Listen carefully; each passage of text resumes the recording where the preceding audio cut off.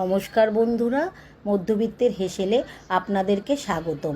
আজ দেখাচ্ছি আলু কারকোলের একটা চচ্চড়ি। প্রথমে কড়াইতে তেল দিয়ে কালিজিরা আর শুকনো লঙ্কা ফোড়ন দিয়ে আলু আর কারকোলটা ভাজা ভাজা করতে থাকবে। তারপর তাতে পরিমাণ মতন নুন দিয়ে আবার কিছুটা ভেজে নিলাম।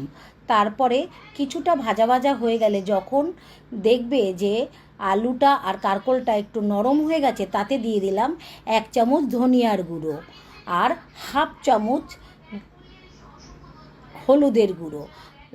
হলুদের গুঁড়ো আর ধনিয়া গুঁড়ো দিয়ে তরকারিটা কিছুক্ষণ নাড়াচাড়ার পরে যখন দেখবে সেদ্ধ হয়ে গেছে, তারপর আগে থেকে কোরানো নারকেল আমি কড়াইয়ের মধ্যে দিয়ে দিলাম আলু আর কারকোলের মধ্যে। ব্যাস হয়ে গেল আলু কারকোল আর নারকেলের চচ্চড়ি।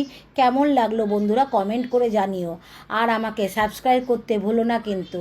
আবার দেখা হবে আরেকটা নতুন রেসিপি নিয়ে। টাটা।